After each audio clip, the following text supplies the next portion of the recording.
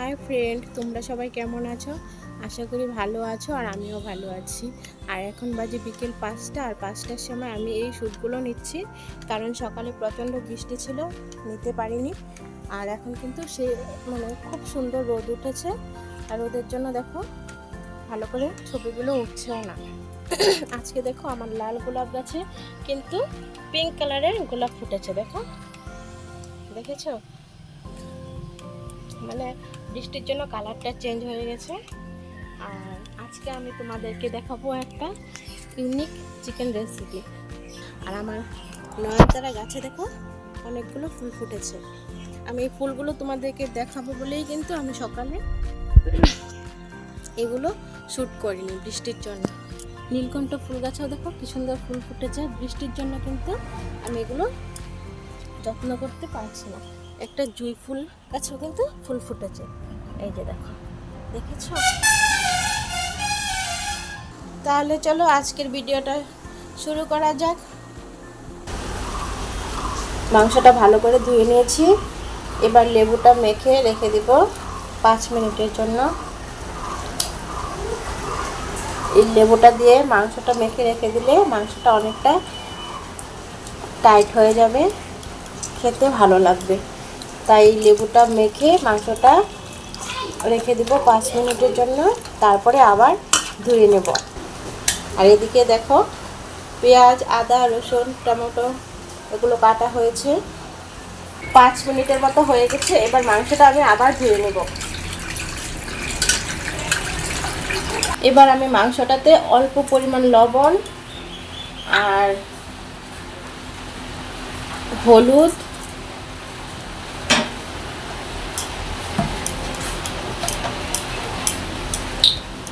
আর সামান্য পরিমাণ সাদা তেল মেখে আরও 5 মিনিটের মতো রেখে দিব।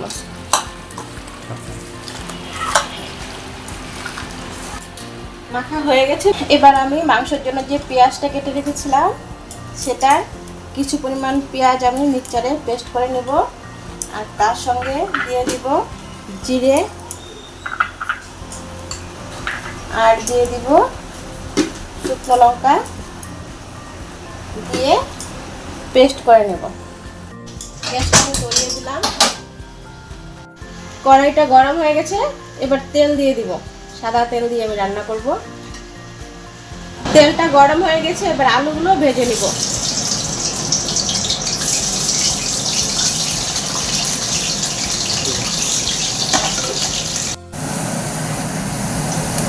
আলুগুলো হয়ে গেছে, এবার নামিয়ে নেব।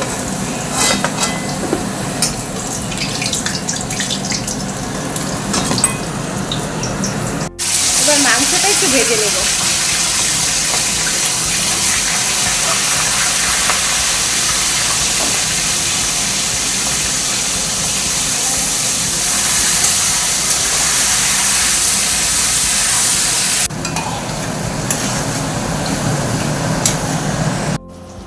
মাংসটা ভাজা হয়ে গেছে, এবার নামিয়ে নেব।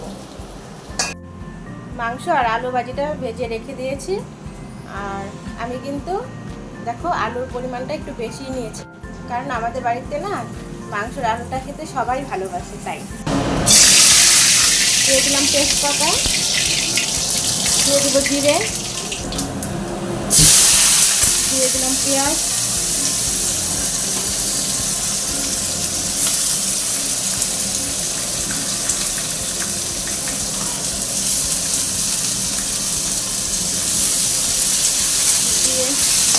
সব কিছু দিয়ে ভালোভাবে কষিয়ে নেব। পেঁয়াজগুলোকে একটু ভালোভাবে কষিয়ে নেব, পরিমাণ লবণ দিয়ে ভালোভাবে কষিয়ে নেব।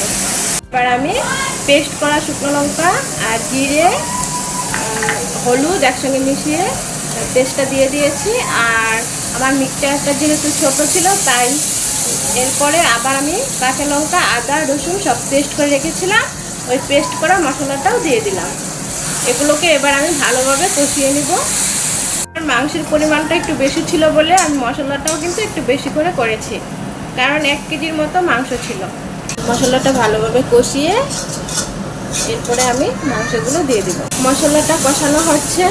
আমি কিন্তু তেল একটু কমই দিয়েছি, কারণ মাংস আর আলুগুলো কিন্তু আগে তেলে ভাজা হয়েছে। মাংসটা যখন আমি হলুদ লবণ মেখেছিলাম তখনও কিন্তু কাঁচা তেল দিয়েছিলাম, তাই এবার একটু কমই তেল দিয়েছি।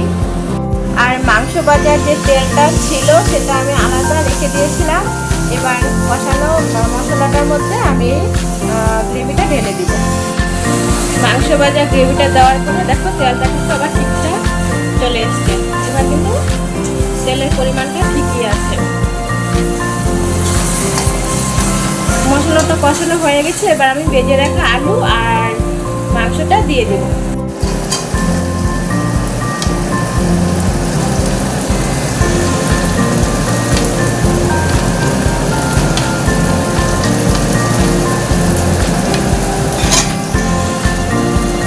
মাংস আর আলু দেওয়া হয়ে গেছে। সামান্য পরিমাণ জল দিয়ে এবার আমি আরেকটু কষিয়ে নেব ভালোভাবে।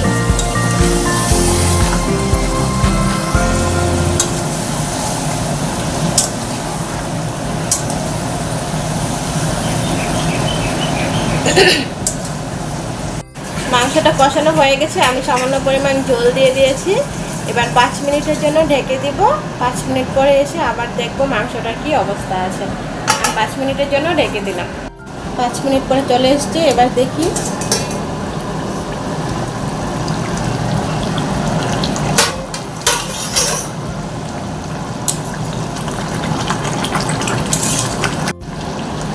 ঢাকনাটা খুলে আরও 2-3 মিনিটের মতো রেখে দিয়েছিলাম। এবার মাংসটা হয়ে গেছে। আমি গরম মশলা গুঁড়ো দিয়ে গ্যাসটাকে অফ করে দিব।